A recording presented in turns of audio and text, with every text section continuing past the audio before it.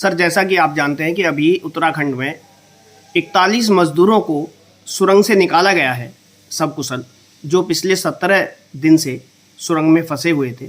क्या कहेंगे आप? वैसे तो उनका सकुशल लौटना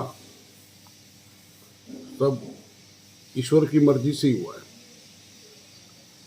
आदमी प्रयास करता रहता है लेकिन कोई काम सिद्ध नहीं होता। ये उनका सकुशल लौटना ये दर्शा रहा है कि हम किसके शासन में हमारा देश है इस वक्त। हम राम राज्य की ओर अग्रसर हैं, ऐसा हमें खुला प्रतीत हो रहा है। और जहाँ तक हमारे क्षेत्रीय सांसद, हमारे मंत्री, लोकप्रिय मंत्री माननीय जनरल वीके सिंह जी, जब भी कोई संकट आता है तो हमारे माननीय प्रधानमंत्री श्री नरेंद्र मोदी जी जैसे हनुमान जी को उनकी शक्तियां याद दिला देते थे, ऐसे ही नरेंद्र मोदी जी माननीय जनरल वीके सिंह जी को हनुमान जी की तरह से उसको संकट को झेलने के लिए और उससे निपटने के लिए, आपदा से निपटने के लिए उनको भेज देते हैं। चाहे इराक ईरान से आदमियों को लाना हो, चाहे पाकिस्तान में हमारे सैनिक फंस गया हो उनको लाना हो, और अब तो ये जीता जागता उदाहरण है।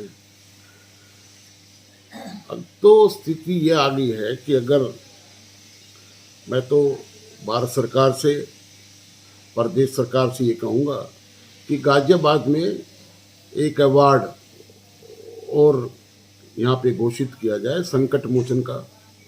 जैसे संकट मोचक के रूप में यहाँ पे हमारे मंत्री जी काम कर रहे हैं, और मैं तो पिछले काफ़ी समय से देख रहा हूँ, चाहे महिलाओं की समस्या से उनको रूबरू होना हो, कोई बीमार हो गया है उसके लिए उसका हालचाल पूछने के लिए उसको घर तक जाना हो, और वास्तव में राजनीति के साथ साथ सामाजिक समर्पण और दिल में कुछ कसक सी होनी चाहिए, तभी कुछ सेवा हो सकती है।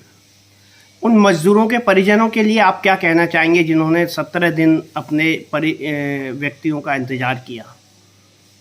मैं तो कहता हूँ उन्हें जो है एक संदेश ही देना चाहिए अपने आस पड़ोस में कि जब मोदी जी हैं तो घबराने की आवश्यकता नहीं है, क्योंकि अगर इन मोदी जी की जगह कोई और प्रधानमंत्री होता, तो किसी और पार्टी का प्रधानमंत्री होता, तो वो इस पर राजनीतिक रोटियां सेकने लगता, रोज कमेंट्स आने लगते कि ये क्या हो रहा है?